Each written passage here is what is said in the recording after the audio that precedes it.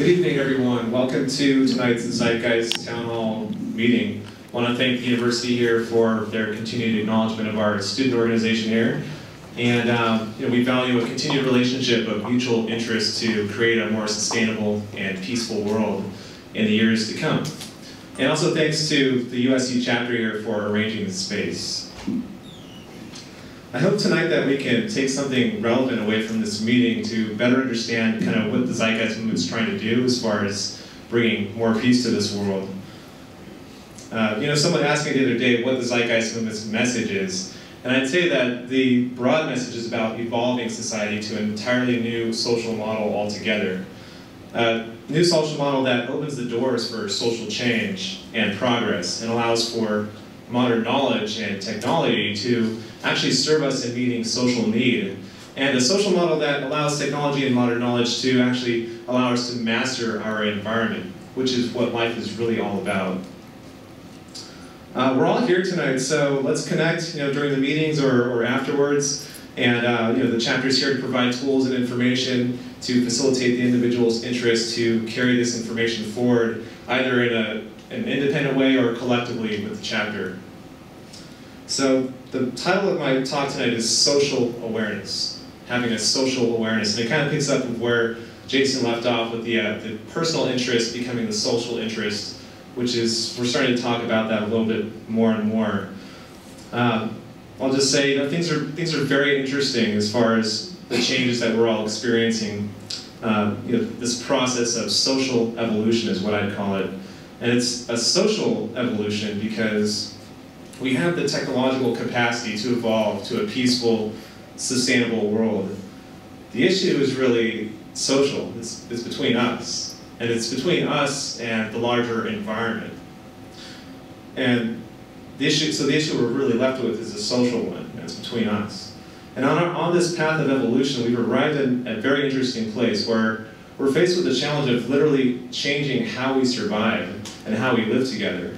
We're faced with the challenge of thinking differently, and because, well, we're not surviving really, and we're not really living together all too well. And those that are surviving are doing so under not so good conditions, and they're also doing so at the expense of other people and at the expense of the environment.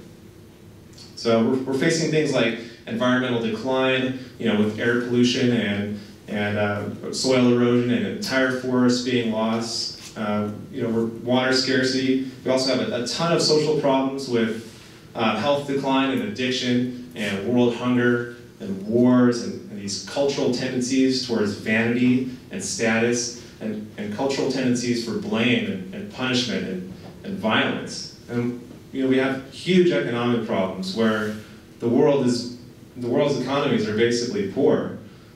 And there's of course the energy crisis, there's unemployment, and the list goes on and on. And as you can imagine, all these issues, of course, interrelate and overlap each other. And the strange thing about all this is that, at the very same time, we're looking at all those problems, but we're also looking at the technical ability to literally sustain ourselves at the global level, global sustainability, in a clean way, not one person hungry. We're literally looking at that time. And I point that out, obviously, purely from a technical standpoint, by the way, of what's possible, ignoring the monetary paradigm altogether. When we look at the problems we have, and then we look at what we're capable of, we see a dramatic comparison. We've got the technical and intellectual capacity to solve our greatest problems. The issue left, and the issue I raise here, is social. Do we have the social capacity to change, to carry out these solutions? Before I get into this social issue, I want to first acknowledge the general hardships we all experience day to day with all the insanity going on out there. And I admire anyone here who can stand in this environment and take a functioning role in it. Though I have to say the insanity does work on the individual through time. And it's on the faces of people. It's on the faces of people standing in line, and it's on the faces of professionals next to you driving home from work. And you can see it in their face. And people working too hard. They don't have enough time for themselves, enough time for their friends, or to pursue their own lives, really. And they have to pay the bills, so what are they going to do? And businesses, of course, take advantage of this need. There's a tension in the air, and you can see it in people's faces.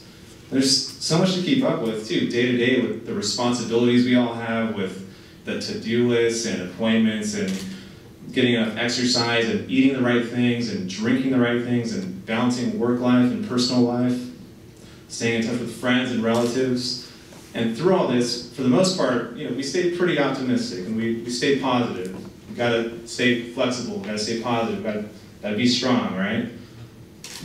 We try to live somewhat of a fun and interesting life through all this, and we try to understand ourselves better. We seek some kind of meaning in our lives. Some call it inner peace, enlightenment, or feeling the love, spreading the love. And we like to follow our passion and live our lives to the fullest. And we like to, naturally improve ourselves. And this is really just part of living our lives as happy and interesting as we can.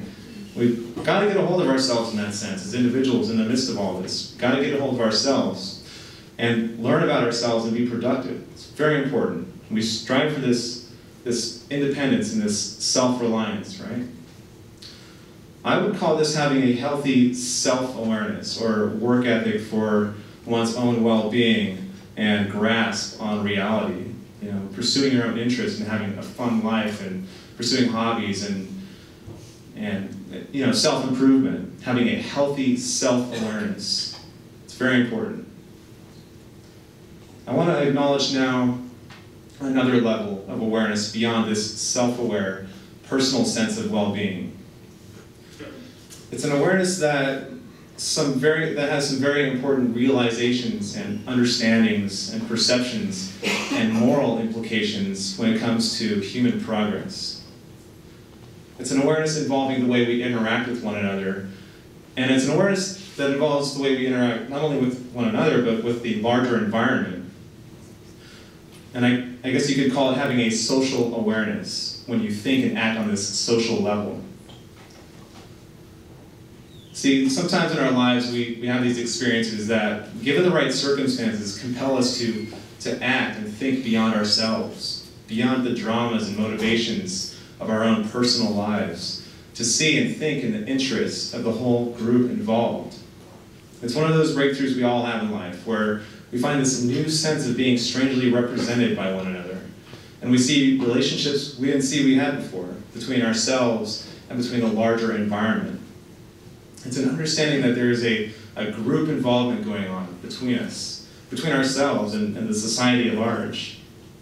That there's a larger world that we're intimately a part of, and that we have an inescapable effect on, and that we ourselves are affected by inescapably all the time. It was touched on a little bit by Phil and his ripple effect. It's an understanding that the world we help shape shapes us back, that we are not only responsible to ourselves, but to others and to a larger society. Now, to have this social awareness implies that we have empathy and concern for others, no matter who they are, right? It implies that we work for everyone's well-being. And we can start doing this right now, by the way. We don't have to wait for anything. We can start right now. For example, when we speak of sustainability and peace, we can speak of it in terms of California's future water energy systems, but to really rise to a social awareness, we can start speaking of it in terms of the whole Earth's sustainable water system. And when we talk about sustainable farms, when we talk of it in terms of a local community effort, we can talk about it in that local community effort way, but if it's not also spoken of in terms of a sustainable earth farm, then it really falls short of what we're talking about here, and it falls short of social awareness. When we talk about going green, we usually hear it spoken of in terms of American democracy.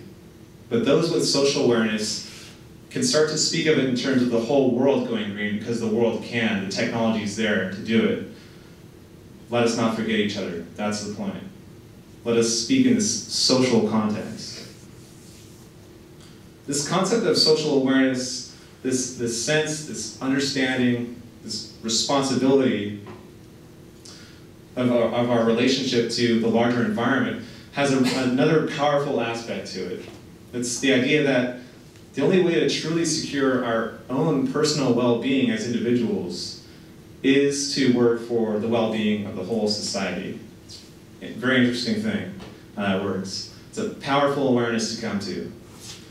To illustrate this, understand that with people at freeway exits asking for help, homeless people on the streets, we can't fully enjoy a warm, cozy, rainy day inside, sipping hot beverages, enjoying the comforts of home until people stop walking around in the pouring rain with nowhere to go.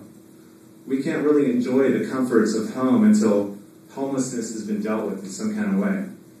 And until something is done about homelessness, our personal lives are really kind of incomplete. Because something is, unfulfilled, something's not right. It feels unfulfilled. There's a feeling of something missing. This is the feeling I get anyway when I see sunburnt people at the freeway exits asking for help. And this is how I would think any conscience works for any mature and decent human being. See, the individual's life and the social context or the social whole are really wrapped up tight with each other. They're really like where one begins, the other one ends kind of thing. They really complete each other. And they complete each other because as individuals we need each other, because we need each other's support, we need each other's trust, and we have that inescapable effect on each other as well. So, and just to speak abstractly for a second, it's almost a selfish motive to work for that group good because it ultimately serves the individual to do so. Now, I think most of us here have this awareness in some way, this social awareness. I was talking to a few people before the meeting, and I get a good sense for people that they obviously care about other people, and people are friends, and they're here for solutions. So it's very positive to see that. But I want to put this out there to those who think they don't need anybody, or they think they don't need to get involved or care about the issues, and they shrug off doing anything to contribute to society, to make things better, in a world that desperately needs our help and desperately needs us to come together for the good of the whole. Let us not forget each other. And again, I'm not saying that being self-reliant isn't a necessary quality. It's very important to be able to take care of ourselves and have a personal sense of well-being and pursue your own life and focus on yourself and be happy and do things that you like to do. And at the same time, I'd like to say that it's almost like a society in decline escalates that need for us to be self-reliant and independent. And I see it often where this self-reliance and focus on one's own life becomes the thing itself. It becomes the thing to do. And ends up being the total extent of one's concern. Everything kind of stops there, and they can't really see outside their own personal lives. It's almost like, making the world a better place is just some kind of hobby left to other people who like to do activism or who like to do that kind of thing. Self-reliance and self-awareness, it's very important, but it's not so important that it becomes a social unconcern. We already have enough of that. We already have a world based on that, where we have a social system that's based on self-centered, fend-for-yourself kind of attitudes at the expense of others, to begin with. And society's decline escalates that selfish tendency because there's less and less to go around. And this selfish tendency, of course, clashes with our fundamental human need for each other. It's not really working. And this human interdependence, this human interdependent relationship is starting to transcend the isolating every man for himself system. The interdependence is just too strong. It can't really be denied. And our reliance on each other, emotionally, economically, our reliance on each other ecologically, our reliance on each other morally, can't be denied. We have this deep social, shared connection with each other. It's intuitively understood. And I mean that on the most basic level of shared human experience, by the way. We have this deep shared connection. And I'm sorry, but that's the kind of world we live in on a planet flying through space. It's kind of what we do here. We connect. We got to learn to live with that connection. Our interdependence can't really be held under.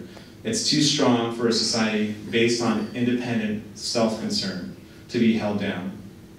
And this interdependence will eventually take hold as the dominant moral values of society, eventually. Our connection and social reliance to each other is just too strong. We long to engage with each other. We need each other's support and trust. We long for that community, to be a vital part of the community. We have this deep social sense within us. This sociability has kind of always been with us, and it's going to be the trend going forward more and more. There's a well-known physician, author, and public speaker who focuses on understanding this broader social context that I've been going through here, especially in the area of our mental and physical well-being. His name is Dr. Gabor Mate, and I want to read a short bit from a talk he gave here in Los Angeles last year to make this point on interdependence. Attachment is the basic need of all human beings. Contrary to the capitalist myth that people are basically aggressive and hostile and competitive creatures, we're actually not. We're actually wired for connection. We're wired for empathy. We're wired for attachment. For the very simple reason is that without human relationships, there are no human beings. It's not possible for the human species to have evolved unless there were powerful attachments, connections, protections, context, culture, and support. And especially it's impossible for the human infant to survive without that closeness and connection. End quote. This is the nature of our existence, and we really rely on each other's support to survive. And there comes a time when this interdependent nature of reality transcends the individual. It transcends paradigms, and even transcends social models. Individuals, communities, and nations will come to see that a cooperative, integrated, global community is the natural progression of our human evolution. It's a natural progression. For those that think and act in this socially aware way, keep putting it out there. You might get those unacknowledged moments sometimes where people don't reciprocate it back, and it feels a little bit weird when you put it out there and it's not reciprocated. But I think we've all been there, right? But don't let that stop you. You really can't measure our effectiveness against other people's inability to give a shit. For to remain unconcerned and uninvolved in a world with so many problems is part of the problem in and of itself, and it is ultimately an expression of violence, especially when one knows that something can be done. Making a positive impact for the lives of the rest of the tribe is not a matter of hobby or whim. It's a matter of being human with a conscious life. It's such a basic matter. It's not even funny how much the broad social concern really goes amiss today in the culture. Making a positive contribution to society is a very basic human thing. And we've risen to this kind of social awareness in the past, this shared action. We look back at the civil rights movement and what they did. People laid down their lives to come together for the social good, demonstrated in mass for a social cause. They set aside their personal wishes and comforts and worked together for the social good, the social context. And what I'm trying to say here is that if we're going to pull through together into any kind of sustainable future, that demands a social awareness. It demands the social and global context. And this is because we need each other, because we are interdependent. And a sustainable future demands the social awareness and the global context because, well, we can do it globally.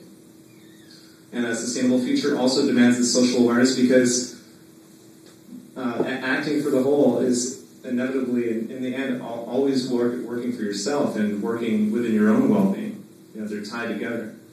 And a sustainable future also demands the social context because the inner voice of social awareness and conscience won't allow it any other way.